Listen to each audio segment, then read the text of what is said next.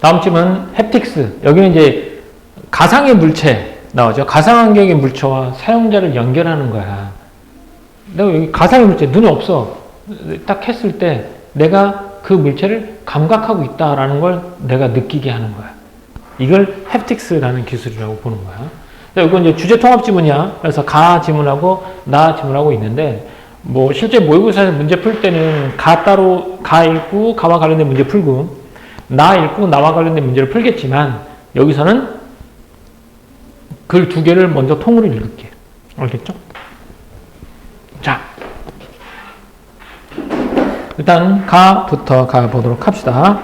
문단 번호부터 써볼까요? 아이고, 와.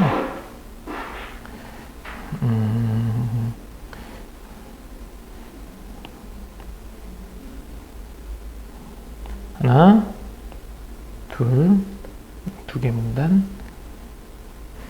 셋, 세 문단이었던가? 세 개 문단이구나. 자, 이거 세 개 문단으로 이루어져 있습니다. 그러면 첫 번째 문단부터 가보도록 합시다.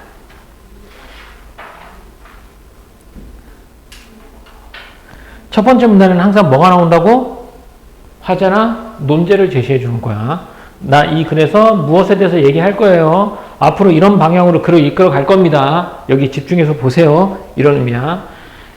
자, 촉각을 통해 가상 환경의 물체와 사용자를 연결하는 기계 장치를 햅틱 장치라고 하며라고 했어요. 여기서는 무엇에 대해서? 햅틱 장치에 대한 개념입니다. 촉각을 통해서 가상 환경의 물체와 사용자를 연결하는 거야. 이 장치는 주로 사용자의 손을 통해 가상 물체에 관한 정보를 전달한다. 사용자가 햅틱 장치를 통해 가상의 물체를 만지면 가상 환경 시스템은 물리적 신호에 해당하는 포스 피드백을 사용자에게 전달하고 사용자는 이 포스 피드백에 의해 가상 물체를 만지고 있다고 인지하게 된다라는 거야. 과정이 나오면 좀 짧더라도 번호를 매겨주는 게 좋을 거야. 1. 사용자가 햅틱 장치를 통해 가상의 물체를 만지면 가상의 물체를 만져. 가상이라는 건 없는 거야. 그러니까 3D 차원에서 구성된 뭐 이런 걸 썼어. 가상의 물체를 내가 만졌어. 만지기는 햅틱 장치를 통해 만지면 가상 환경 시스템은 물리적 신호에 해당하는 포스 피드백을 사용자에게 전달하는 거야. 뭘 전달한다고? 포스 피드백. 포스라는 말은 어떤 힘, 뭐 이런 걸 나타내는 거잖아. 포스 피드백을 사용자에게 전달한대. 그러면 사용자는 이 포스 피드백에 의해 가상의 물체를 만지고 있다라고 인지하게 된다는 거야. 이거 뭐에 대한 설명이니? 햅틱 장치에 대한 설명이 되는 거야. 그러면 여기 나온 1, 2, 3의 이 과정을 묶을 수 있는 밑줄은 뭐냐면 주로 사용자의 손을 통해 가상 물체에 관한 정보를 전달하는 거. 이게 되겠지. 그래서 선생님 밑줄은 어디다 그럴 거냐면 여기다 그럴 거야.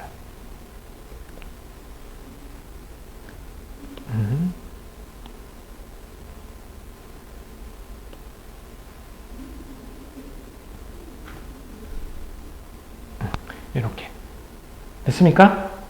자, 밑줄 걷죠? 옆에 내용 한번 가고 가자. 햅틱 장치와 포스 피드백 개념을 소개한 거야. 햅틱 장치는 뭘 통해서? 촉각을 이용해 가상 환경의 물체와 사용자를 연결하는 장치인 거지. 이 장치는 주로 사용자의 뭘 통해서? 손을 통해서 정보를 전달하는 것이죠. 주로 손을 통해서. 사용자가 햅틱 장치를 통해 가상의 물체를 만지면 시스템이 반응하게 된단 말이야. 시스템은 포스 피드백이라는 물리적 신호를 사용자에게 전달하는 거야. 그러면 사용자는 이 포스 피드백을 통해 가상 물체를 만지고 있다고 인식하는 것이 되겠지. 여기에 햅틱 장치와 포스 피드백에 대한 설명이 나와 있어요. 이렇게. 자, 그러면 본격적으로 가보도록 하겠습니다. 두 번째 문단 갑시다. 좀 문단이 길어. 두 번째 문단. 이 글이 학교에서 이거 진도 나갔잖아. 어려웠지? 기억 자체를 안 하고 있구나. 서빈이 이거 어려웠지 않았어? 기억이 하나도 안 나? 한지 너무 오래돼서? 되게 어려워요, 여기. 자, 가보자. 근데 아까 했지만 기술 지문이라든지 과학 지문은 어려운 거 맞는데 한 번만 잘 이해하잖아. 그러면 좀 더 쉽게 받아들일 수 있어. 자, 진동 촉감은 물리적 신호에 해당하는 대표적인 포스 피드백이야. 그러니까 포스 피드백이 뭐냐면 햅틱 시스템이 있지. 햅틱 장치의 시스템이 사용자에게 전달하는 자극인 거야. 그 자극 중에 가장 대표적인 것이 진동 촉감이라는 거야. 여기서 진동을 주는 진동을 주는 거야. 이건 진동 촉감인데 얘는 뭘 통해서 앞전 소자를 활용한 앞전 구동 장치를 통해 진동 촉감을 만드는 방법이 널리 활용된다라고 했어. 그럼 여기서는 이 다음에 나올 내용은 뭐겠냐? 앞전 소자를 활용한 앞전 구동 장치를 통해서 진동 촉감을 만드는 방법인 거야. 알겠지? 그럼 여기서 앞전 소자를 통해서 어떻게 진동 촉감을 만드는지를 보도록 하자고. 밑줄은 다 긋게요. 이 방법이 널리 활용됩니다. 라고 했어요. 여기서 잠깐 짚고 넘어갈까요? 우리 앞전 소자라는 말이 나오잖아. 그지? 앞전 소자가 뭘까요? 자주 나올 텐데. 앞전 소자가 뭔지 혹시 알아? 앞전 소자는 어렵게 생각하지 말고 이렇게 생각하면 돼. 압력과 전기적 신호야. 압력과 전기. 이렇게. 그래서 압력을 통해서 전기를 만드는 건 앞전 효과. 전기를 통해서 전기로 진동을 만드는 건 역압전 효과 이렇게 되거든. 그러니까 압력과 전기를 서로 바꾸는 게 앞전 소자야. 내가 여기다 압력을 가하잖아. 얘를 전기 신호로 바꾸는 거. 또는 전기 신호를 통해서 압력이 달라지는 거. 이걸 앞전 소자라고 부른 거야. 그럼 여기서 물리적 자극이 와야 되잖아. 진동 촉감은. 그럼 진동이라는 말은 압력이야, 전기야? 진동이니까 압력이겠지. 그럼 전기를 통해서 압력을 어떻게 만드는지가 나올 거야. 그죠? 진동 촉감을 만드는 방법이야. 자, 그러면 가보자. 앞전 소자를 활용한다고 했으니까 앞전 소자 내부에는 한쪽에는 양전기, 반대쪽에는 음전기를 띠는 쌍극자들이 수없이 존재한다라고 했어. 그러니까 앞전 소자 내부에는 뭐가 존재한다고? 쌍극자들이 존재하지. 그러니까 앞전 소자의 구조하면 첫 번째가 쌍극자들인 거야. 쌍극자들은 네모 하나 쳐놓을게. 쌍극자니까. 쌍극자들이 존재해. 쌍극자들은 한쪽에는 양전기하고 한쪽에는 뭘 가지고 있다고? 음전기를 띠고 있는 애들이야. 그러니까 쌍극자를 있는 애들, 얘네들이야. 한쪽엔 양전기, 한쪽엔 반대쪽에는 음전기를 띠는 쌍극자들인데 앞전 소자에서 양전기를 띠는 쪽에 음극을 연결하고 음전기를 띠는 쪽에 양극을 연결한 후야. 여기서부터야. 연결한 후 나와있지. 그럼 뭐야? 과정이잖아. 과정이면 번호를 매겨줘야지. 그래서 첫 번째 어떻게 하냐? 앞전 소자에 양전기를 띠는 쪽에 음극을 연결하고 반대로 연결하는 거야. 그죠?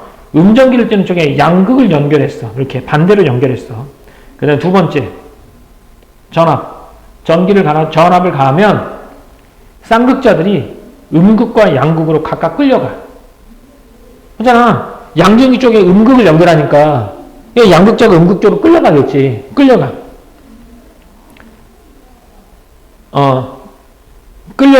끌려가. 전체적으로 앞전 소자가 늘어나는 뭐가 일어난다? 인장 현상이 일어난다. 각각 끌려가. 세 번째 무슨 효과가 일어난다? 인장 효과가 일어나. 인장 효과는 건 뭐니? 옆으로 늘어나는, 길게 늘어나는 거야. 얘네들이. 쌍극자들이 이쪽에 이거 쫙 당겨버리니까 이쪽으로 이동해서 이렇게 늘어나는 거야. 인장 효과야. 한쪽을 당겨버리니까. 가만히 당기니까 늘어나겠죠. 인장 효과가 발생하는 거죠. 근데 이와 반대로 연결한다는 얘기는 뭐야? 양전기 쪽에 양극을 연결하고 음전기 쪽에 음극을 연결하는 거야.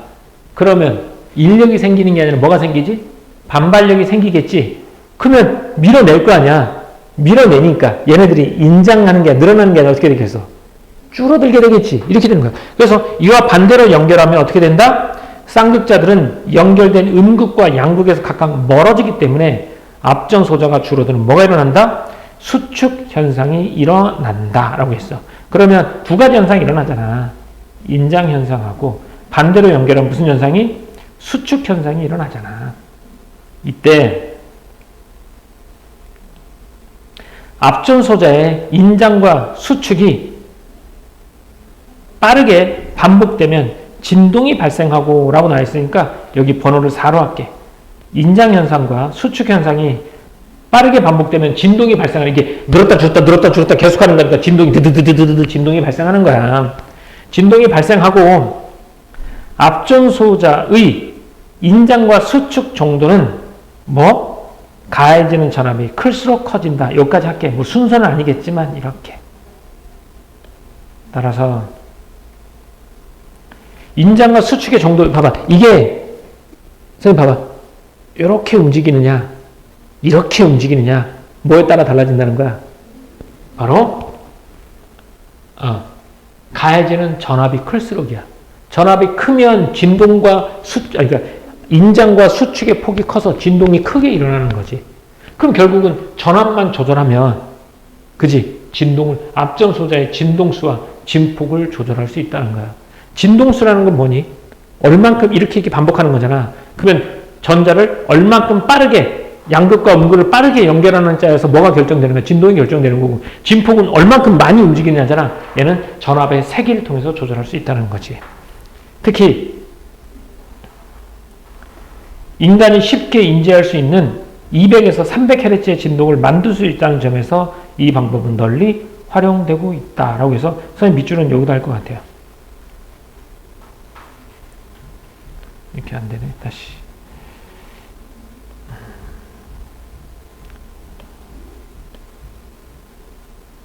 진동사 진폭을 조절할 수 있다. 여기까지 끝까지 하자. 한 김에. 한 김에.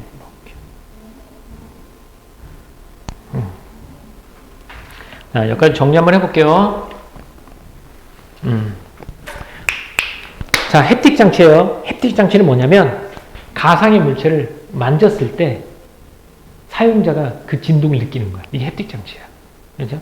그러니까 햅틱 장치를 만드는 방법에는 대표적인 게 뭐가 있지? 포스 피드백이 있잖아. 그지? 응? 사용자가 가상 물체를 만지면 가상 물체 시스템은 포스 피드백을 사용자한테 보내는 거야. 그러면 사용자는 내가 물체를 만지고 있다 이런 걸 느끼잖아. 근데 그 촉감 중에 가장 대표적인 게 무슨 촉감? 진동 촉감인 거야. 진동 촉감은 뭘 통해서 만들어? 앞전 소자를 통해서 만드는 거야. 그죠? 그 앞전 소자 내부에는 뭐가 있어? 뭐가 잔뜩 있어? 앞전 소자 내부에는 쌍극자들이 엄청 많아. 쌍극자는 한쪽에는 음전화, 한쪽엔 양극, 한쪽엔 음극을 갖고 있는 애들이야. 쌍극자. 그치? 근데 음극 쪽에다가 양전화를 연결하고 양극 쪽에다 음극을 연결하잖아? 그럼 얘네가 서로 땡기잖아. 양쪽에서. 땡기니까 늘어나는 거야. 그래서 무슨 효과가 일어나? 인장 효과가 일어나는 거야. 근데 음극에다 양극에다 양 전화를 하면 어떻게 돼? 서로 밀어내겠지. 그래서 얘네가 압축되는, 수축되는 거야. 이렇게. 이게 반복되면 뭐가 생기는 거야? 진동이 생기는 거지. 근데 이 진동은 뭐에 따라 달라진다? 뭘 통해 진동의 세기는 전압의 세기에 따라 달라진다는 거야. 그러니까 전압만으로도 이 진동수와 진동폭을 뭐 할 수 있다? 조절할 수 있다라고 말하는 거야. 또 특히 인간이 쉽게 인지할 수 있는 20에서 300Hz의 진동을 만들 수 있다는 점에서 이 방법이 널리 활용되고 있다. 여기까지 이해됐습니까? 햅틱 장치였어요. 자, 다음 문단 가볼게요. 여기 한번 가보자. 여기 안 하고 갔네. 자, 진동 촉감은 대표적인 포스 피드백이에요. 시스템이 사용자에게 보내는 대표적인 진동 촉감이야. 진동 촉감, 이 포스 피드백은 앞선 소자를 활용해서 앞전 구동 장치로 진동 촉감을 구현하는 건데, 앞전 소자 내부에는 양전기와 음전기를 띠는 수많은 쌍극자가 존재한단 말이야. 그죠? 양전기 쪽에 음극을, 음전기를 띠는 쪽에 양극을 연결하고 전압을 가하면 쌍극자들이 양극으로 끌려가면서 앞전 소자는 늘어나는 인장 현상이 발생한다. 앞전 소자 자체가 있잖아. 연결하니까 얘네들이 자꾸 양쪽으로 가는 거야. 앞전 소자 자체가 늘어나는 거야. 인장 현상이 발생하는 거고. 전압 연결을 반대로 하면 쌍극자가 양극에서 멀어져 앞전 소자가 줄어드는 수축 현상이 발생한다. 이렇게 앞전 소자의 인장과 수축이 빠르게 반복되면 진동이 발생하고 전압 크기에 따라 앞전 소자의 진동수와 진폭을 조절할 수 있다는 거지. 전압만 가지고 진동수를 조절할 수 있다는 거야. 특히 인간이 쉽게 인지할 수 있는 200에서 300Hz의 진동을 만들 수 있어서 널리 활용되고 있다. 이게 햅틱 장치에 대한 기본적인 설명인 거예요. 자, 다음 문제 넘어갈게요.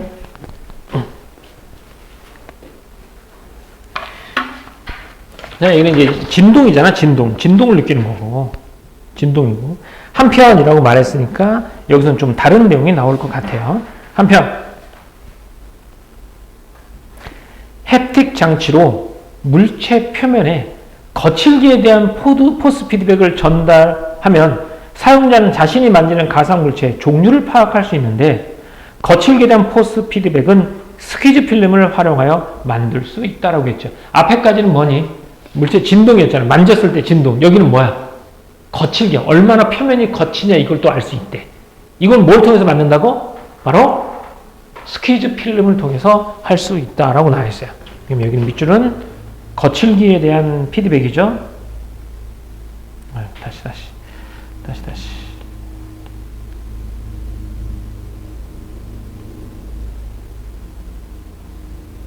스퀴즈 필름을 통해서 활용할 수 있다라고 했지. 근데 스퀴즈 필름이 나왔니 안 나왔니? 안 나왔지. 그럼 뒤에는 스퀴즈 필름에 대한 얘기가 분명히 있을 거라는 거야.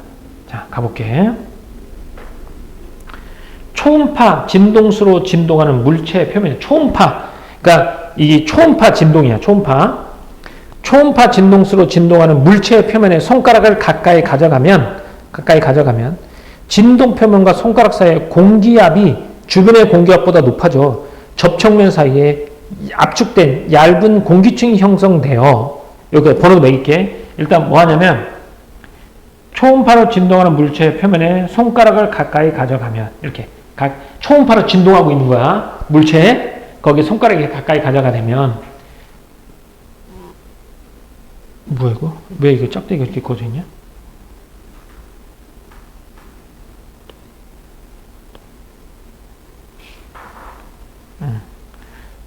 자, 가까이 가져가면 진동 표면과 손가락 사이의 공기압이 주변의 공기압보다 높아져서 접촉면에 얇은 공기층이 형성이 돼요. 이렇게. 간단. 얘 봐. 야, 선생님 봐봐. 얘가 초음파로 막 초음파로 진동하고 있어. 내가 손가락을 가져다 대. 그럼 여기에 공기압이 주변 공기압보다 높아져. 그래서 여기 뭐가 생겨? 공기층이 생겨. 얘 표면하고 내 사이에 공기층이 생기는 거야. 빵빵한 공기층이 생겨. 얇은 공기층이 형성되어 진동 표면에 마찰 계수가 감소해요. 진동 표면 마찰 계수라는 얘기는 이게 마찰 계수가 크면 클수록 잘 안 나가는 거야. 마찰력이 큰 거야.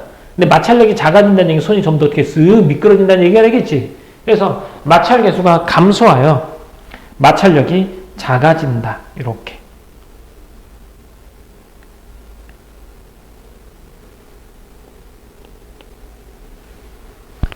이때 진동 표면과 손가락 사이에 형성된 공기층을 뭐라고 한다? 스퀴즈 필름이라고 한다는 거. 스퀴즈 필름이라고 한다. 알겠죠? 공기층이 스퀴즈 필름이야. 공기층. 아까 주변의 공기압보다 높아져서 얇은 공기층이 생긴다고 했잖아. 그게 스퀴즈 필름인 거야. 스퀴즈 필름에 작용하는 공기 유체, 이 안에 공기 있지, 공기. 공기의 힘을 뭐라고 해? 스퀴즈 힘이라고 한다.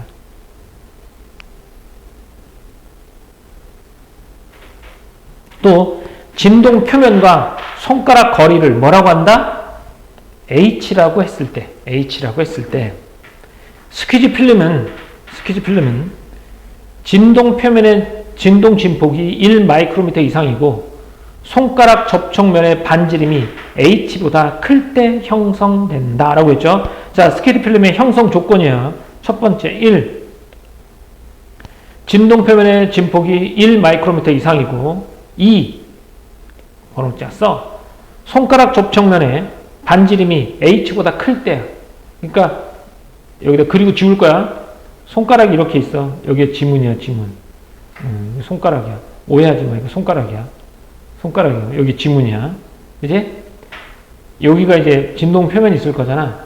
요게 이제 H인데 H보다 반지름, 여기 접촉면의 반지름이 지름이잖아. 요 반지름이 H보다 클 때 만들어진다는 얘기야. 그리고 여기서 나오는 진동 진폭이 1마이크로미터 이상이고. 그렇죠? 형성 조건이에요. 또한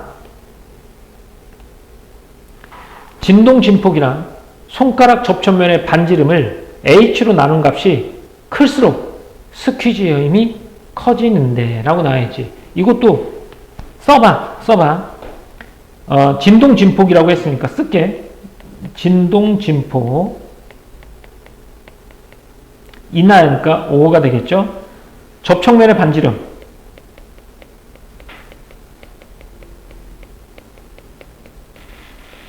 손가락 접촉면의 반지름 뭐로 나눠? h로 나눴을 때. 그치? h로. 이게 뭐라고? 값이 클수록 스퀴즈임이 커진다라고 했지? 그럼 여기서 이제 비례관계를 이렇게 표기하니? 이렇게 비례니 이게? 이게 비례야? 나는 몰라. 니네가 아는 거지. 비례하는 거야. 뭐랑? 스퀴즈 힘이랑. 이렇게 되겠죠. 그러면 스퀴즈 힘이 클수록 어떻게 된다는 거야? 마찰 계수는 작아진다. 그러니까 공기의 힘이 여기 눌렀을 때 여기 막이 스퀴즈 필름이잖아. 이 스퀴즈 필름이잖아. 이 힘이 클 때, 공기의 힘이 클 때 마찰 계수는 더 어떻게? 작아진다는 거야. 손가락이 더 부드럽게 밀리겠지. 이렇게 작아진다. 인간은 마찰 계수가 큰 물체를 만질 때 거친 촉감을, 작은 물체를 만질 때 부드러운 촉감을 느끼며 마찰 계수가 일정하지 않을 때는 울퉁불퉁한 느낌을 받는다. 따라서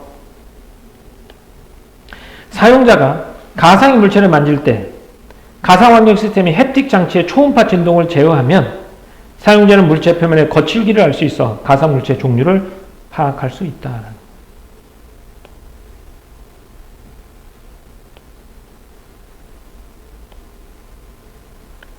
네, 이렇게 되는데 그럼 여기 이 말 봐라. 뭘 조정하면 되냐면 초음파 진동을 제어하면 된다고 했지.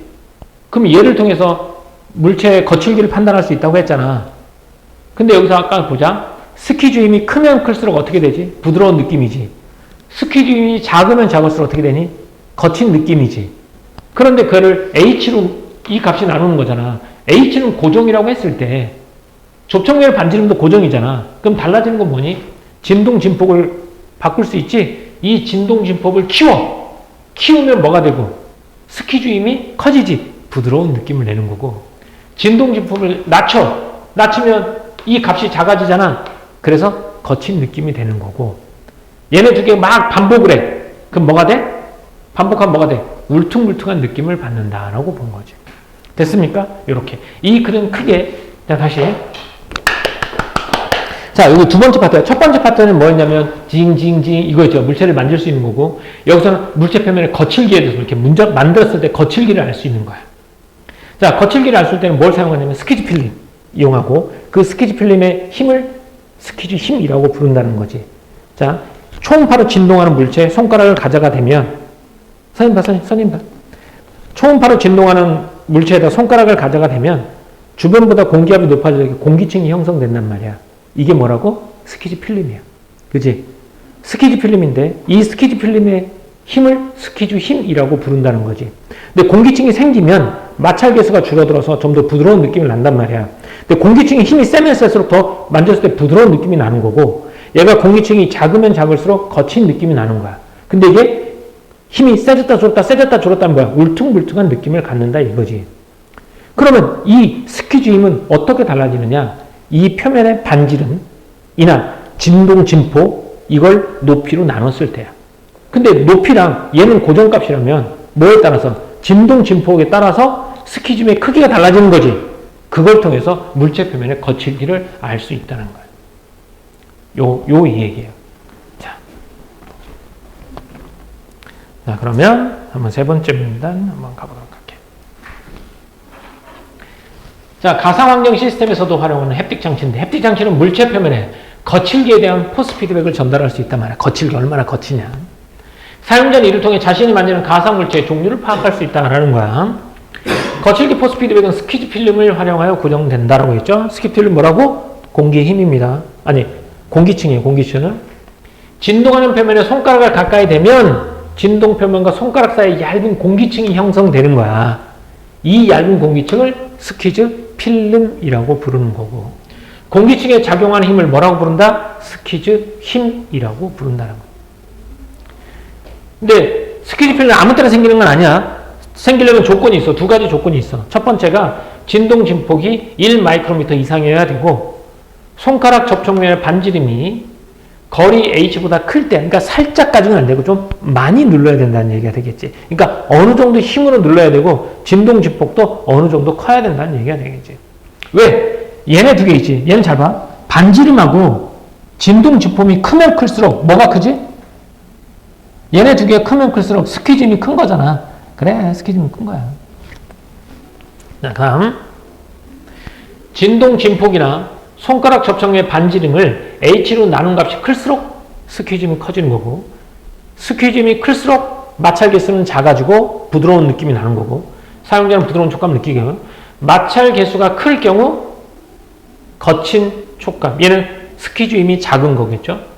일정하지 않을 경우에는 울퉁불퉁한 느낌을 받는다라는 거야. 스퀴즈임이 들쑥날쑥 울퉁불퉁한 느낌을 받는다. 따라서 초음파 진동을 제어하면 사용자가 가상 물체의 표면에 뭐를 인지할 수 있다? 거칠기를 인지할 수 있다. 이렇게 되는 거야. 됐습니까? 좋아, 좋아.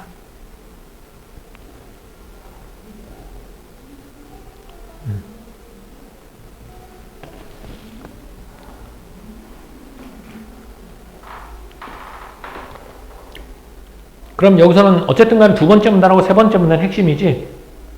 두 번째 문단은 물체를 만지는 감각, 여기는 거칠기. 이렇게. 한번 읽어봐봐. 두 번째 문단하고 세 번째 문단 한번 읽어보도록 하세요.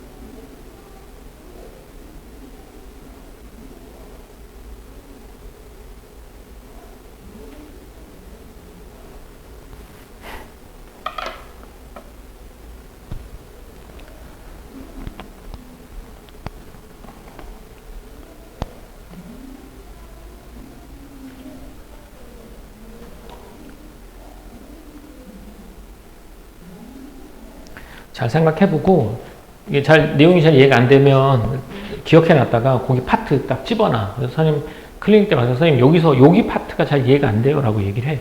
그럼 선생님이 좀 더 최대한 자세하게 설명해 줄 테니까. 알겠죠? 다음 남문단 가볼까요? 남문단.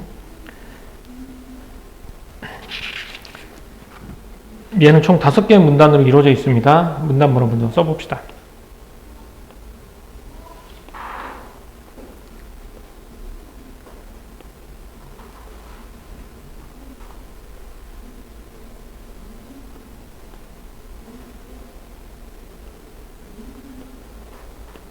여기 부분은 있잖아.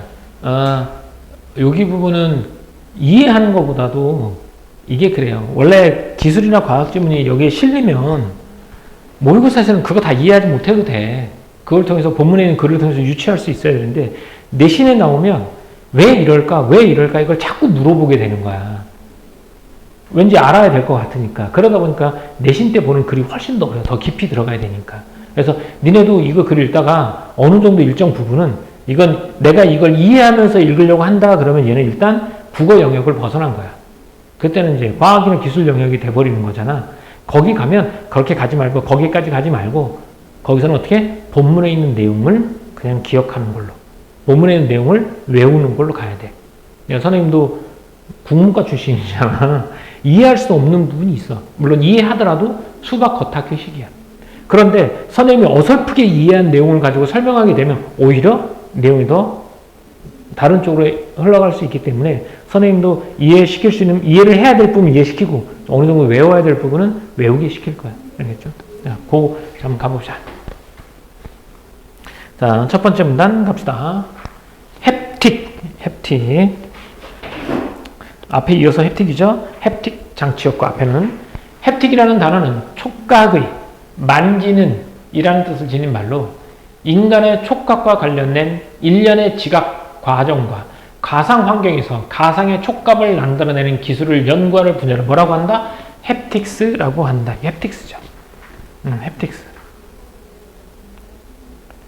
햅틱스라는 거는 인간의 촉각과 관련된 일련의 지각 과정, 내가 이걸 만들었을 때, 내가 이거 만졌을 때 이걸 내가 뇌로 지각할 거 아니야. 그 지각하는 과정, 이것과 가상 환경에서 촉감을 만들어내는 기술 있지. 이런 것들을 다 통틀어서 뭐라고 부른다? 햅틱스라고 한다.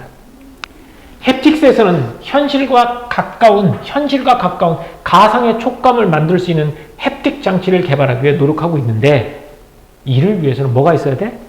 인간의 촉각 인지 과정을 파악하는 것이 중요하다라고 나와 있어. 밑줄은 어디서부터? 햅틱스부터 나오겠죠. 여기서부터.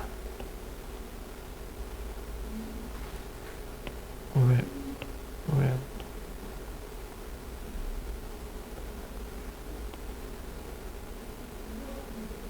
자, 이렇게 돼요.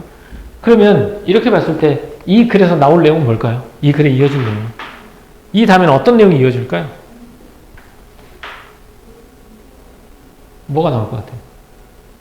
그게 글을 잘 읽는 방법이야. 바로 여기서는 뭐가 나와? 인간의 촉각 인지 과정을 나올 거야. 왜? 이런 장치를 개발하기 위해서는 인간의 촉각 인지 과정을 파악하는 게 매우 중요하다고 했잖아. 그럼 뭐겠어? 인간의 촉각 인지 과정이 나오겠지. 그게 다 나온 다음에 뭐가 나오겠니? 햅틱 장치와 관련된 얘기가 나올 거 아니야. 그래서 일단은 여기만 봤을 땐 이 다음에 이어질 내용은 뭐가 된다? 인간의 촉각 인지 과정. 이걸 파악하는 게 나올 거라는 거지. 알겠죠? 인간의 촉각 인지 과정이야. 인간의 촉각을 어떻게 인지하는지.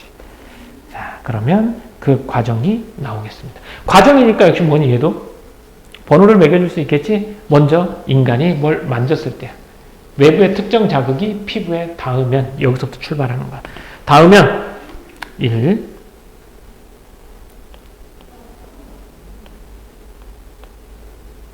피부에 닿으면 피부에 있는 수용체가 활성화되어 전기적 신호가 발생하고 좀 디테일하게 나눌게. 전기적 신호가 피부에 닿으면 여기는 수용체가 활성화돼서 여기서 전기가 만들어져. 이 신호가 촉감을 담당하는 뇌의 체감각 피질로 전달되어 라고 했어요. 어디로 전달되냐면 체감각 피질로 전달되어. 다음 다섯 번째, 인간은 뭘 인지할 수 있다? 외부 자극을 자각하게 된다라는 거야. 자, 수용체에서 전기적 신호가 발생하고 이 전기적 신호가 뇌의 체감각 피질로 전달되어 인간은 외부 자극을 자각하게 된다라고 된 거죠. 됐습니까? 이때 수용체에서 발생하는 전기적 신호는 아까 있지? 수용체, 손가락 끝에 있어요. 피부에 있는 수용체잖아. 수용체에서 발생하는 전기적 신호 보내죠. 뇌로. 전기적 신호는 자극이 강할수록 커지겠죠? 그 다음 체감각 피질로 전달된다고 했지? 체감각 피질에서는 넓은 영역을 차지하는 신체 피부일수록 자극에 민감하게 반응하는데 라는 거야. 체감각 피질에서 넓은 영역을 차지하는 체감각 피질이 있을 거잖아. 여기서 넓은 영역을 차지하고 있는 피부가 있을 거잖아. 거기가 자극에 민감하게 반응한대.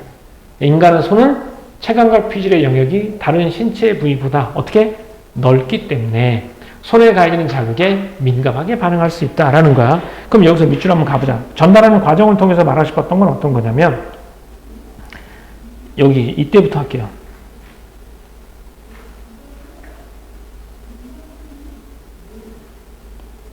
요까지만 할게요. 민감하게 반응한다. 이렇게. 자극이 셀수록 체감각 피질이 체감각 피질에서 넓은 영역, 그러니까 체감각 피질이 만약에 이만큼 있다고 해보자고. 이만큼 있는데 많은 영역을 차지하고 있는 부위가 있대. 체감각 피질의 영역을. 그 부분이 어디라고? 손가락 끄죠. 손가락.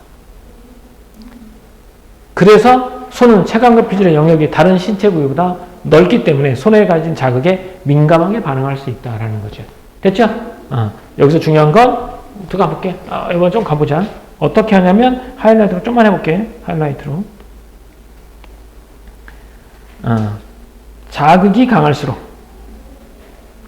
또 체감각 피질에서 넓은 영역을 차지하는 신체 피부 요일수록 민감하게 반응한다는 거죠. 그리고 전기적 신호도 커지고 이렇게.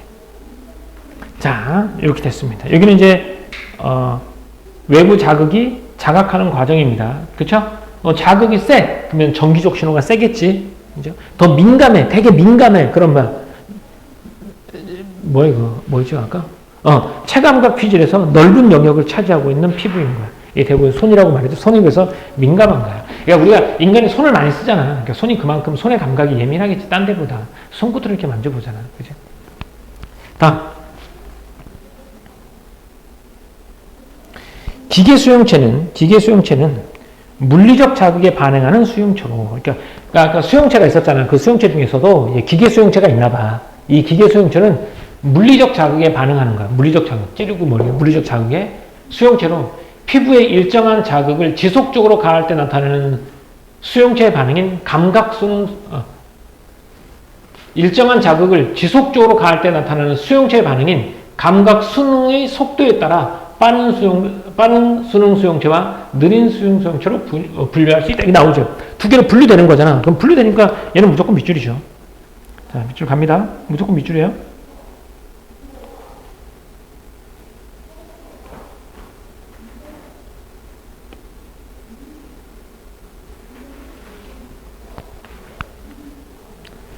자, 얘는 뭐에 따라 나눠지냐? 두 개로 나눠지면 항상 기준점을 잘 잡아야 돼.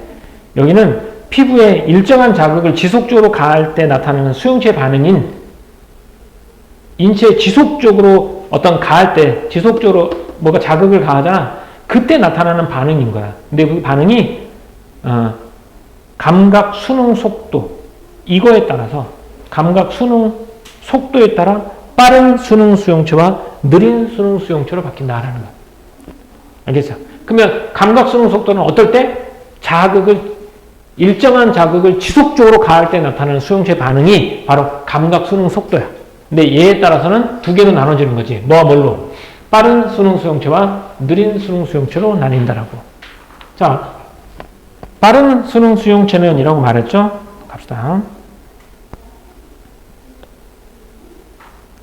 빠른 순응 수용체는 자극이 가해지거나 뭐 할 때만 사라지는 때만 전기적 신호가 발생하고 자극의 세기가 변하지 않으면 전기적 신호가 발생하지 않는다라는 거야.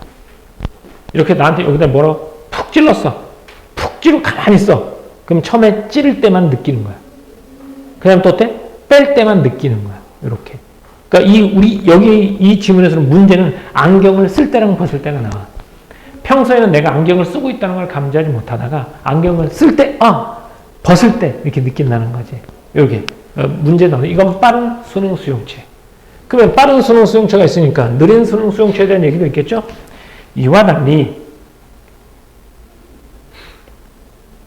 느린 순응 수용체는 자극이 가해지는 동안에는 계속해서 전기적 신호가 발생한다. 됐습니까? 이렇게. 이건 뭐에 따라서? 감각 순응의 속도에 따라서요. 일정한 자극을 지속적으로 가할 때 나타나는 거야. 얘는 일정한 자극을 지속적으로 가할 때는 두 가지가 나타나요. 빠른 순응 수용체와 감각 순응 속도인데 빠른 순응 수용체와 느린 순응 수용체야. 빠른 순응 수용체는 가할 때랑 없앨 때, 느린 수용체 때는 지속적으로. 또한 여기는 기계 수용체야. 자극을 지속적으로 가할 때 나타내는 반응인 감각 순응 속도에 따라서 두 개로 나눴어. 또한 기계 수용체는 감각 수용장의 넓이에 따라 뭐에 따라서 여기도 밑줄 긋게요. 아이, 뭐야, 이거.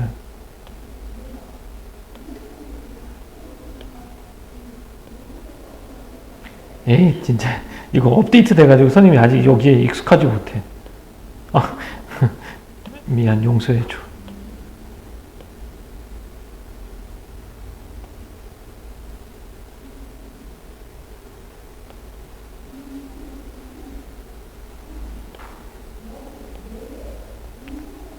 여기는 뭐에 따라서? 아까는 감각 수능 속도에 따라 달라서 두 개로 나눴잖아. 여기서는 기계 수용체는 감각 수용장의 넓이에 따라야. 감각 수용장의 넓이에 따라 그 지름이 2에서 8mm인 타입 1 수용체와 지름이 10에서 1000mm인 타입 2 수용체로 나눌 수 있다. 이건 수용장의 넓이야. 그러니까 하나의 감각 수용체가 담당하는 범위가 얼만큼이냐는 얘기야. 수용장이라는 건 내가 받아들이는 범위를 말해. 그러니까 그림을 그려보자면 바로 지울 거니까 간단하게 봐. 이게 수용체란 말이야. 이게 수용체라면 내가 얼만큼의 면적을 받아들일 수 있느냐야. 이렇게. 내가 요만큼을 받아들일 수도 있겠고 아니면 내가 더 큰 범위를 받아들일 수도 있잖아. 이렇게. 그러면 이만큼의 범위를 받아들일 수도 있겠지. 그래서 여기가 수용장의 범위가 작은 거고 이게 수용장의 범위가 넓은 거야. 다시 한번 이거 보면서 그림을 보면 이렇게 봐. 기계 수용체는 감각 수용장의 넓이야. 내가 감각을 받아들일 수 있는 영역이야. 이만큼이냐 이만큼이냐에 따라서 타입 1과 타입 2로 나눌 수 있다. 타입 1 수용체는 2에서 8mm니까 작겠지. 타입 2는 넓겠지. 이렇게 되는 거야. 감각 수용장이 뭐냐? 이 감각 수용장에 설명이 나오네, 여기에. 수용체가 자극을 받아들일 수 있는 영역으로 수용체의 지름이 클수록 하나의 수용체가 담당하는 영역은 넓어지지만 지각의 정확도는 떨어진다 라고 나와 있어. 그러면 담당 영역이 넓어지지만 이라고 했지. 수용체의 지름이 클수록 수용체의 지름이 커. 그럼 뭐가 넓어지는 거니? 감각 수용장이 넓어지지. 감각 수용장이 넓어지면 정확도는 어떻게 된다? 떨어지게 된다. 이렇게 되는 거야. 넓은 지역을 담당하게 되면 뭐가 떨어져? 정확도는 떨어져. 좁은 지역을 담당하게 되면 정확도가 올라간다는 거야. 기본적으로 이래. 자, 그래서 여기 정리 한번 해보자. 타입 1 수용체가 많을수록이야. 타입 1 수용체가 많을수록. 약한 자극에도 어떻게 되니? 민감하게 반응할 수 있다는 거야. 정확도가 높으니까. 다른 기계 수용체와 달리 타입 1 수용체는 어디에 집중되어 있어? 손가락 끝에 집중되어 있고 손목에서 팔 방향으로 올라갈수록 점진적으로 그 수가 줄어든다라고 했지. 그러면 타입 1 수용체가 많다는 얘기는 더 민감하게 반응할 수 있다는 얘기지. 그럼 어디에 그게 제일 많다고 그랬니? 손가락 끝에 많다고 그랬지? 손가락 끝이 가장 예민한 거라고 볼 수 있겠죠. 피부 전체에서 타입 1 수용체는 타입 2 수용체보다 그 수가 많다라고 본 거죠. 그럼 여기서 이렇게 좀 글이 조금 복잡해 보일 수 있으니까 간략하게 한번 해볼게. 자, 연결해 볼게요, 선생님이. 지름이 2에서 8mm인 수용체, 요거지. 얘는 수용체가 담당하는 영역은 넓어, 작아? 적어? 작아, 커? 작지? 그래서 얘는 영역이 약한 자극에도 민감하게 반응할 수 있다라는 거야. 얘는 어디에 집중되어 있다? 손가락 끝에 집중되어 있고 타입 1 수용체는 타입 2 수용체보다 그 수가 많다. 이렇게 갑시다. 이렇게. 타입 1만 본 거야. 타입 1.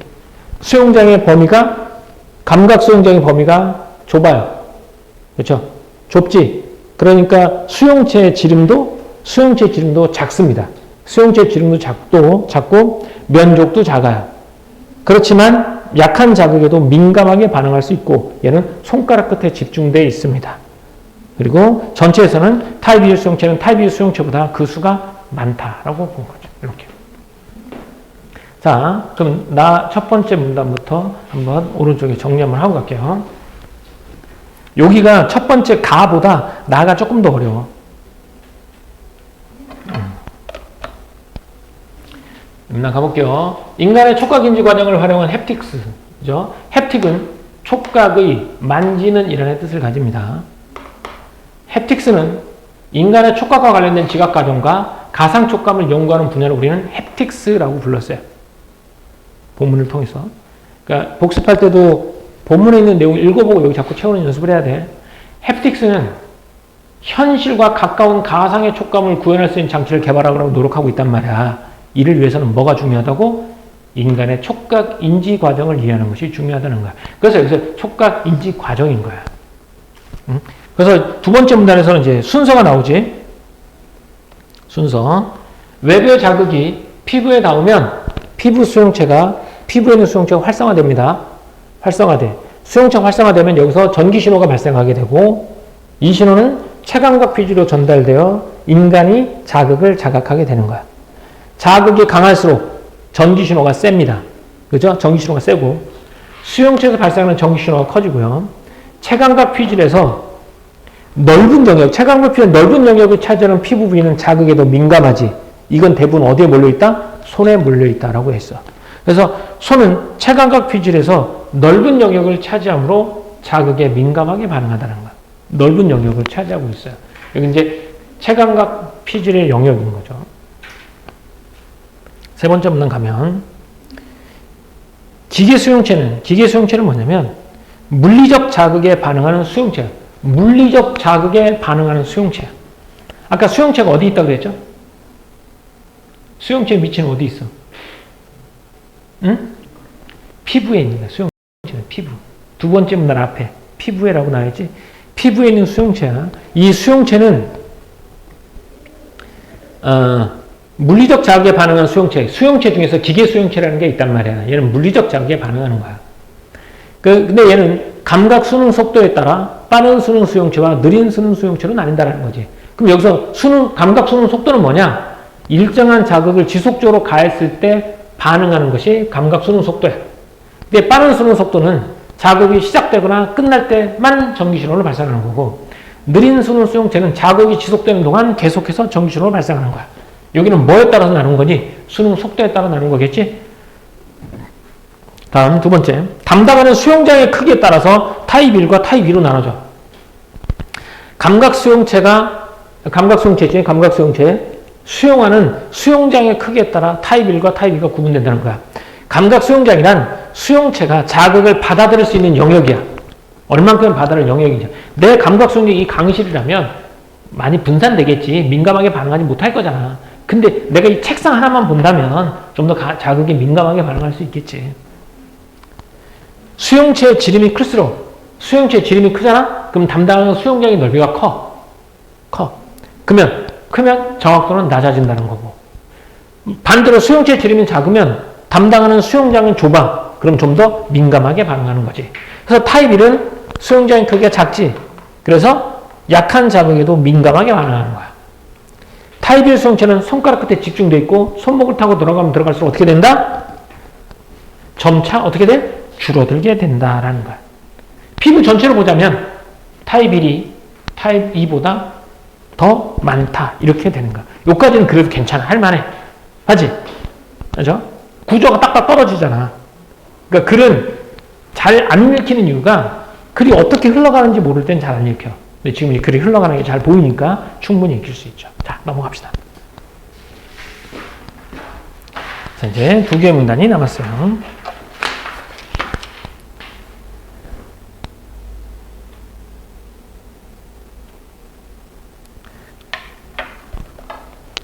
자, 기계 수용체의 종류 아까 어떤 것들이 있었어?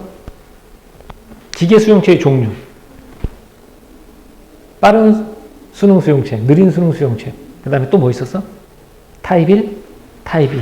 이런 것들이 있었지? 이런 것들이야. 자, 가볼게요. 여기서. 한편.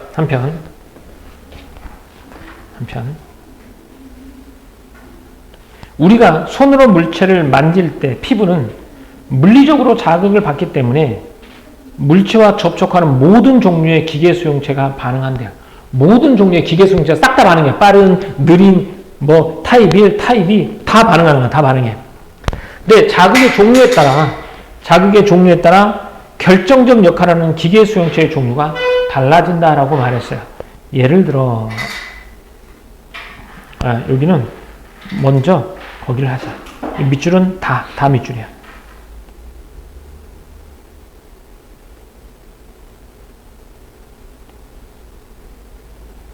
결정적인 역할을 하는 애들이 달라진다는 거야. 어떤 자극이냐에 따라서. 손으로 물체를 서서히 문지르는 경우야. 서서히 문지르는, 아까 거칠기라고 했지, 그제? 문지르는 경우, 물체의 형태에 따라 거칠기가 달라지고, 이는 손에 미세한 압력 변화를 일으켜 기계 수용체 활성화 정도에 영향을 주기 때문에 인간은 물체의 종류를 파악할 수 있는데, 이때에는 느린 수능 타입 1 수용체가 높은 민감도를 갖는다라고 했지. 그러니까 자극의 종류에 따라 달라진잖아. 그지? 어떨 경우에는 하이라이트를 할까? 여기서 여기 하이라이트 해야 되겠다. 어떨 때? 손으로 물체를 서서히 문지르는 경우. 이때는 뭐가 반응한다고? 뭐가 반응해? 느린 수능 타입 1이라는 거야. 느린 수능이라는 뭐니? 일정한 자극이 지속적으로 왔을 때 반응하는 거지. 그지? 타입 1은 어떻게 된다고 했지? 수용자의 범위가 좁지? 되게 민감하지? 그럼 뭐야? 아주 민감하게 일정한 자극도 잡아낼 수 있다는 거야. 이게 물체를 서서히 문지르는 경우는 느린 수능 타입 1 수용체가 되는 거야. 됐습니까? 오케이, 좋아. 또한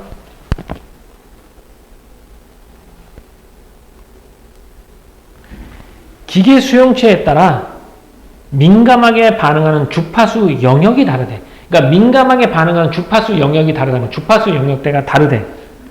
기계 수용체에 따라 민감하게 반응하는 주파수의 영역이 다른데 밑줄 그을게요.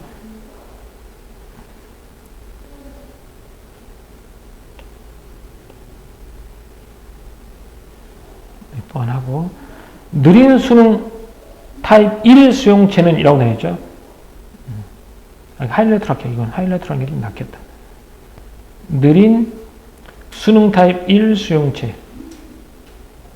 느린 수능 타입 1은 되게 민감한 애들이잖아. 얘네들은. 그지? 민감한 애들이라서 1Hz 이하의 저주파 영역에서 민감하게 반응해. 반면 빠른 수능 타입 1 수용체와 빠른 수능 타입 2 수용체는 빠른이라고 말했잖아. 이거 뭐야? 자극이 주어질 때랑 자극이 끝날 때지. 그지? 타입 1, 타입 2라고 했는데 타입 1은 어떨 때였지? 타입 1은 어떨 때? 되게 좁은 영역, 민감할 때. 타입 2는 넓은 영역을 담당하지 그렇게 민감하진 않을 때지. 얘네는 각각 30에서 40, 또 200에서 300Hz 영역의 자극에 민감하게 반응한다라고 나와 있어. 그러면 어떻게 동그라미 어떻게 해볼까? 얘를 이렇게 한번 해볼까? 1Hz 이하. 여기는 각각 3, 40, 200, 300 이렇게 화살표 해줄까? 이렇게. 어이구야 이거 아닌데 이렇게 하면 어떻게 되나? 어이구야 아닌데 그냥 그거 되겠다. 얘는 이렇게. 아이고 이렇게. 얘는 빠른, 얘는 이렇게.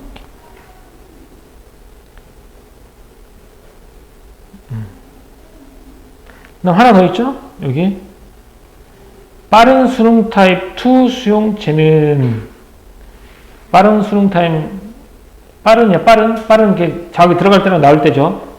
그리고 타입 2는 넓은 영역이죠. 기계 수용체 중에서 역치가 가장 낮대요.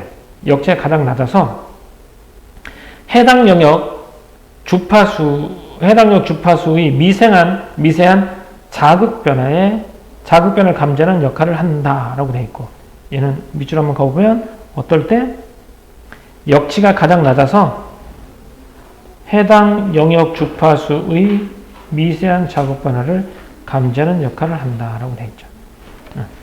뭐라고? 빠른 수능 타입 2니까 얘야 200에서 300Hz 영역 자극이지.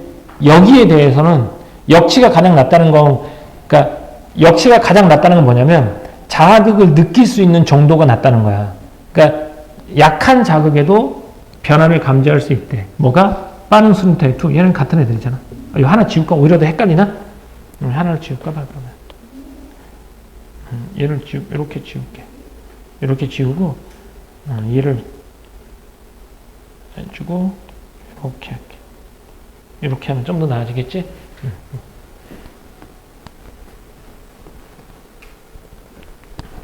쏘리. 200에서 300Hz의 자극에 민감하게 한다는 거지. 역치가 작아서. 자, 가볼게. 그럼 여기서는 자극의 종류에 따라 결정적 역할을 하는 기계 수용체의 종류가 달라진다고 했는데 예를 들어서 하나밖에 안 나와 있어. 이렇게. 자극의 종류에 따라 달라지는 기계 수용체의 종류인데 손으로 물체를 만질 때는 모든 종류의 기계 수용체가 반응을 한다. 모든 종류가. 근데 자극에 따라 결정적 역할을 하는 수용체가 달라진다는 거야. 손으로 물체를 서서히 문지르면 물체의 형태에 따라 거칠기가 달라지는데 이 거칠기는 손의 미세한 압력 변화를 일으켜 수용체를 활성화에 영향을 준단 말이야. 이 관에서 인간은 물체의 종류를 파악할 수 있는데 바로 느린 수능 타입 1 수용체가 높은 민감도로 결정적 역할을 한다. 이렇게.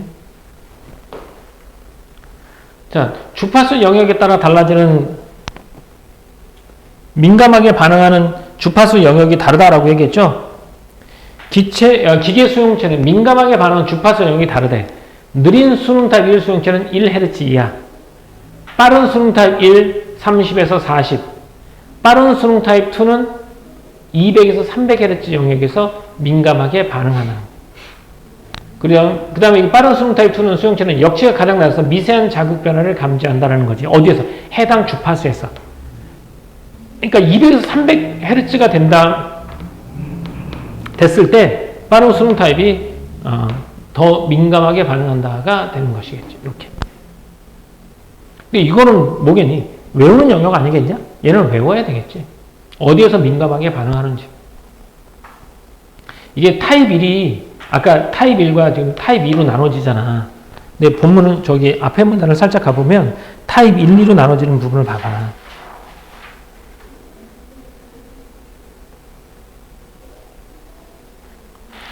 안 나오는구나.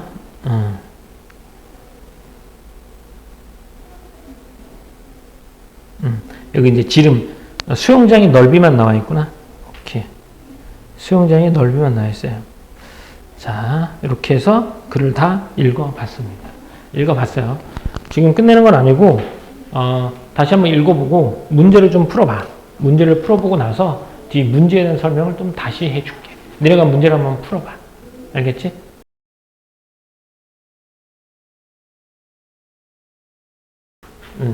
햅틱스 문제 보자. 문제 풀어줄게. 일단 1번 문제. 가를 읽고 가질 수 있는 의문 중에서 나를 통해 해결할 수 있는 내용으로 적절하지 않은 것이라고 말했어. 그러면 나 글에 안 나와 있는 걸 찾는 거야. 나 글을 통해서 확인할 수 없는 걸 찾는 거란 말이야. 그렇지? 여기서 답은 몇 번이야? 답은 2번이죠. 여기서 진동 촉감이 물리적 포스 피드백을 대표하는 이유는 안 나와 있어. 대표적으로 진동 촉감이 있다라고까지만 얘기했지 그 이유는 나와 있지 않아. 그래서 답이 2번인 거고 1번 같은 경우는 쉽게 인지할 수 있을까? 이거 몇 번째 문단에 나와 있죠? 이 몇 번째 문단을 통해서 알 수 있어요? 5번째 문단을 통해서 알 수 있어요. 그죠? 이게 역치가 가장 낮아서 민감하게 반응한다라고 나와 있고 3번 물체를 만지고 있다면 인지하게 되는 과정 나와 있지? 만지면 포스 피드백이 어떻게 반응하고 다 나와 있어요. 얘는 몇 번째 문단에? 얘는 2번째 문단에 나와 있고요. 가상은 기계 장치를 햅틱 장치라고 부르는 이유 나와 있죠? 얘는 몇 번째 문단에? 첫 번째 문단에 나와 있고요. 촉각을 통해 과상의 물체를 인지할 때 주로 사용되는 주로 사용자의 손을 통해 정보 전달하는 이유. 손이 뭐야? 민감하기 때문에 그래. 민감하다는 얘기 몇 번째 문단에 나와 있냐면 2번째 문단 마지막 부분에 나와 있어. 그래서 답은 2번. 이게 되겠고. 자, 2번 가보도록 하자. 자, 적절하지 않은 거. 신체 부위에 따라 타입 1 수용체 분포 정도가 다르다고 했지. 손에 제일 많고 올라가면 올라갈수록 적다라고 얘기했지. 피부에 닿는 외부 자극이 강해질수록 뭐가? 전기 신호는 세진다라는 말이 나와 있지. 활성화되는 체감각 피질의 영역이 넓어진다는 아니야. 그러니까 체감각 피질의 영역은 정해져 있어. 체감각 피질의 영역이 넓을수록 민감한 자극을 받아들인다라고 나와 있지. 자극이 강해질수록 체감과 피질의 영역이 넓어진다는 말은 없지. 그래서 다시 바꾸면 피부에 닿는 외부 자극이 강해질수록 뭐가 된다? 전기 신호는 강해진다가 되겠지. 그래서 2번이 틀렸고요. 떨어진 물건을 손을 접는 경우 물건과 접촉하는 모든 종류의 기계 수용체 반응 나오죠.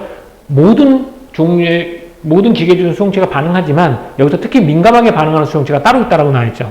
반응은 다 합니다.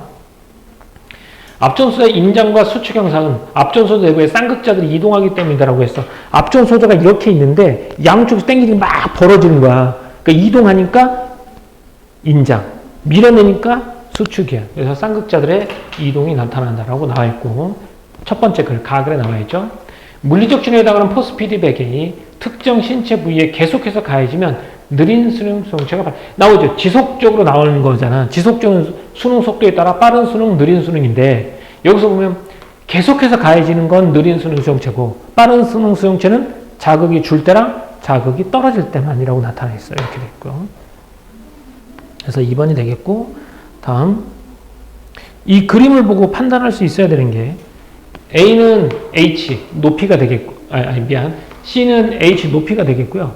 얘는 공기층이잖아. 그래서 얘는 스키즈 필름이 되겠고, 얘는 이제 초음파 진동이 막 일어나는 거지. 진동이 일어나는 거지. 진동이 일어나는 거야. 그제? 이렇게 되고 있어요.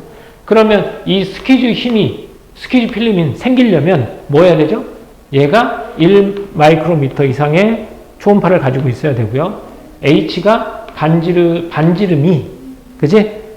이 반지름이 H보다 커야지 느낄 수 있다는 두 가지 조건이 있었고, 이 스키즈 필름의 크기, 이 공기의 크기는 스키즈 힘이라고 부르는데, 힘은 이 진동 진폭이랑 반지름의 반지름을 높이로 나눴을 때, 그러니까 스키즈 힘이 크면 클수록 더 부드러운 촉감, 스키즈 힘이 작으면 작을수록 거친 느낌, 이게 달라지면 울퉁불퉁한 느낌이 된다라고 말했어. 그래서 이것의 답은 몇 번? 5번이 되겠죠. 봐봐. 5번에 보면 손가락을 그대로 유지한 상태에서 전압을 높이지. 그러면 진동 진폭이 커지지. 진동 진폭이 커지면 분모값이 커지는 거잖아. 그러면 값이 커지는 거잖아. 그러면 스퀴즈 힘이 커지지. 스퀴즈 힘이 커지면 더 부드러운 촉감이다라고 나와요. 값이 커져서 원래보다 부드러운 느낌을 준다라는 게 되죠. 그래서 답이 5번이 틀렸고요. 1번. A는 스퀴즈 필름이죠. 본문에 나와 있어요. 압력이 높아 진동 표면의 마찰 계수를 감소시키는 역할을 하는 게 스퀴즈 필름이고요. B가 일정 상태에도 진동 표면에 손가락을 가까이 가져가면, 자, 진동이 일정한데 손가락을 가까이 가져가는 거야. 어디냐? 손가락을 가져가면 가져가지. 그럼 어떤 현상이 벌어지지? 반지름이 넓어지지. 반지름이 넓어진다는 얘기는 스퀴즈 필름 힘이 커진다야 작아진다야? 커지지. 커지면 마찰 개수가 줄어들고 마찰력이 감소한다. 얘도 맞죠? 1 마이크로 이상 유지한 상태와 0의 상태가 반복되면 진동표를 만지게 되면 울퉁불퉁한 느낌을 받게 된다. 맞죠? 이렇게.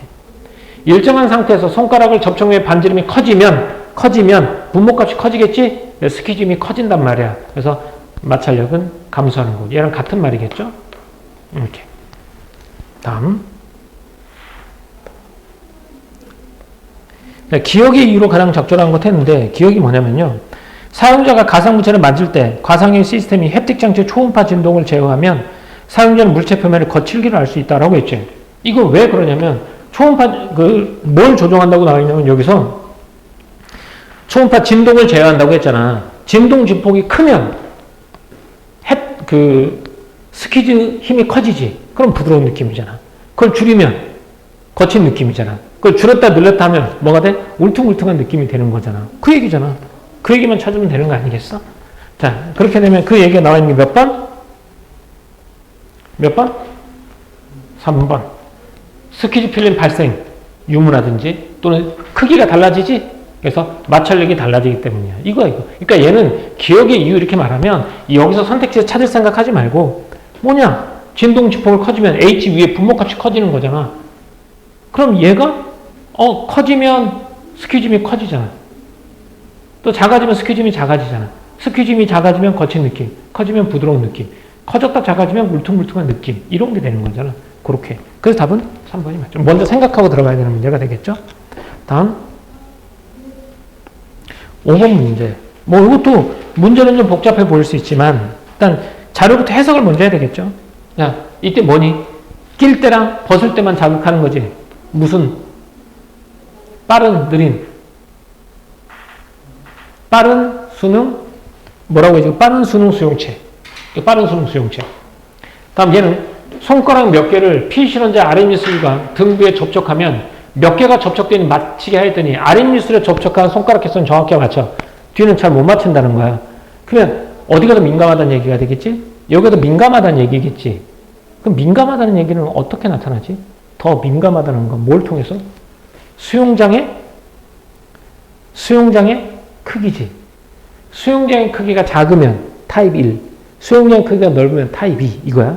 수용체의 지름이 커. 그러면 수용장의 넓이가 커. 이렇게 되는 거야. 얘는 타입 1이냐 타입 2냐에 따라서 달라질 거야. 그럼 타입 1은 어디? 입술. 등 쪽은 타입 2가 되는 거야. 이걸 통해서 알 수 있는 거니까. 다음. 100명의 실험자에게 1, 10, 40, 100, 300, 500 진동을 문질러 보게 했단 말이야. 1Hz는 뭐였지? 빠른 수능, 느린 수능 타임 1. 그치? 그 다음 두 번째는 뭐냐? 본문에서. 내가 본문을 좀 보고 갈까? 그 다음 30에서 40은 빠른 수능 타임.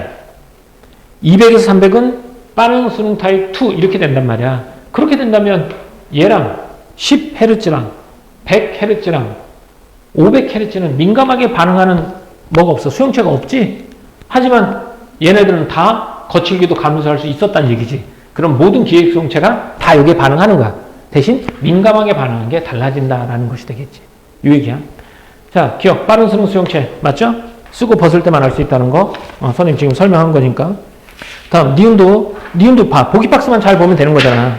니은에서도 아랫입술에는 타입 1 수용체의 수가 등 부위보다 많다는 걸 알 수 있죠. 다음 3번. 체감각 피질 아랫입술에 해당하는 영역의 넓이가 등 부위에 해당하는 영역보다 넓다는 것을 보여준다라고 했는데 아랫입술에 해당하는 영역의 넓이가 등 부위에 대한 영역보다 넓다는 거. 체감각 피질이지 수용장의 크기가 아니라 체감각 피질의 넓이야. 그럼 얘는 어디 나와 있게? 아까 그 자극이 세면 본문에 자극이 세면 전기 신호가 세고 그지? 수용하는 체감각 피질의 영역이 넓으면 더 민감하게 반응한다고 얘기했잖아. 그러니까 얘는 이 말이 맞지. 근데 만약에 여기가 체감각 피질의 넓이가 아니라 수용장의 넓이라면 또 달라지겠지. 수용장의 넓이가 넓으면 덜 민감하니까 여기처럼. 이거는 수용장의 넓이가 아니라 담당하는 체감각 피질의 영역의 넓이야. 체감각 피질의 영역의 넓이가 넓으면 어떻게 된다? 더 민감해진다라고 나와 있어. 이렇게. 다음 4번. 물체의 부드러운 촉감과 거친 촉각의 구별은 뭘 통해서 나타나지? 감각 수용장의 넓이에 따라 결정되니? 거칠기. 거칠기에 대한 거는 나에 나와 있지. 자, 나 문단 가보자. 아까 우리가 읽었던 것은 본문 가볼게. 거칠기는 어떻게 따라 달라지는지 한번 가보자. 자, 여기 봐. 거칠기죠? 자극의 종류에 따라 결정적 역할을 하는 기계 수용체의 종류가 따라 달라진다라고 말했지. 그러면 거칠기 표면을 이해할 수 있는 건 뭐에 따라 달라진다는 거야? 수용체의 민감하게 결정적 역할을 하는 기계 수용체의 종류에 따라 달라진다라고 보는 거겠지. 그러면 4번에도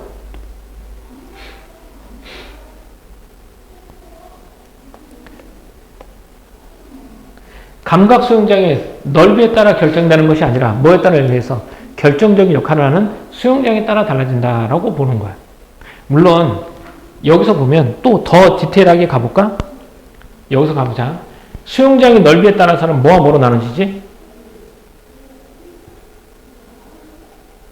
수용장의 넓이에 따라 뭘로 나눠져? 1이냐, 2냐로 나눠지지. 1이냐, 2냐로 나눠지는데 그래. 이걸 좀 더 디테일하게 가봅시다. 자, 부드러운 촉감을 느끼는 애들은 몇하고 몇이지? 1하고 10 부드러운 촉감이지. 그럼 거친 애들은 몇이니?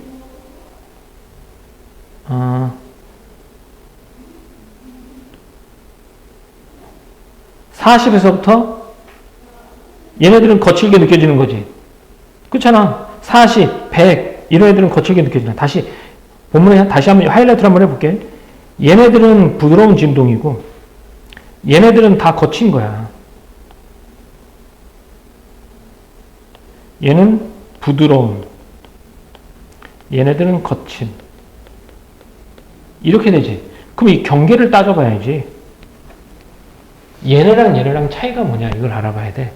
그럼 여기서 1Hz지 10Hz는 안 나오니까 본문에서 1Hz는 어떤 것들이 뭐가 작용하지? 1Hz에서는 1Hz는 어떤 수용체? 느린 수능 타입 1 맞아? 이거야. 그럼 얘는 부드러운 느낌인 거야. 맞지? 그 다음 4, 100, 300 요 뒤로 넘어가지. 얘네들은 어떻게 돼? 뒤에는 빠른, 자 40은 본문에 찾아볼까? 40은 30에서 40은 빠른 수능 1 여기가 30에서 40 그 다음 200에서 300 200에서 300은 빠른 수능 뭐가 되겠어? 2가 되지? 이렇게. 자, 그럼 이것만 보자고. 자, 이것만 보자. 얘는 부드러워. 그치? 얘는 거칠어. 이거잖아. 그러면 얘랑 다른 건 뭐밖에 없어? 여기랑 얘랑 구분되는 특징. 딱 구분되는 특징 뭐 있니? 여기는 뭐고? 느린이고. 여기는 뭐야? 빠른이지. 수용량의 넓이에 따르는 건 타입 1과 타입 2지. 근데 타입 1, 타입 1은 똑같아. 타입 1은 부드러운 느낌을 주고 얘는 똑같은 타입 1인데 거친 느낌을 주잖아. 그럼 부드러운 느낌과 거친 느낌을 결정하는 건 여기서만 보자면 수능 1, 수능 1, 수능 2가 아니라 뭐겠니? 느리냐 빠르느냐가 되겠지. 그잖아. 여긴 느리니까 부드럽고 여기는 둘 다 거칠잖아. 거친 애들은 공통점 특징이 빠르고 부드러운 애는 뭐가? 느림이잖아. 그러면 여기서 아까 4번 물체의 부드러운 촉감과 거친 촉감의 구별은 감각 수용장의 넓이라기보다는 반응 속도겠지. 속도에 따라 달라진다는 걸 볼 수 있다. 그래서 여기 답이 4번이 되는 거야. 이렇게. 그리고 여기 기계 수용체가 민감한 게 반응 주파수 여기 나와 있잖아. 이 세 개잖아. 그지? 이거 1Hz냐 30Hz, 40Hz냐 200, 300Hz 이거잖아. 근데 이거 외에도 10 여기 없지? 100 여기 없지? 500 여기도 감지할 수 있었지? 그걸 통해서는 민감하게 반응한 주파수 범위 이외의 진동 자극도 감지할 수 있다는 거잖아. 모든 기계 수용체가 반응한다고 했으니까. 그래서 여기서 답이 4번이 되는 이유가 여기는 부드럽고 여기는 봐봐 약간 거친 느낌이고 여기는 다소 거친 느낌인 거잖아. 그러면 결정적인 역할을 하는 건 느리느냐 빠르느냐에 따라서 결정된다라고 보는 거야. 알겠죠? 됐습니까? 이렇게 봐도 되고 반응하는 수용체의 종류에 따라 다른다라고 했으니까 됐죠? 이렇게 6번은 우리가 풀어보도록 하고요. 됐어요? 여기까지 한번 풀어봤어요. 그래서 다시 한번 가서 문제 그 선택지 하나하나에 옳고 그름 다 따져봐. 선생님이 해줬지만 또 니네가 하는 것도 느낌이 달라지는 거니까 다시 한번 해보고 이 선택지가 왜 그런지 잘 모르겠다. 그러면 클리닉 시간에 와서 해보도록 하고 오늘 수업한 거에 대한 이 빈칸이랑 단답형 이거 클리닉 때까지 다 해보도록 하세요. 오늘은 여기까지 하겠습니다. 수고하셨어요.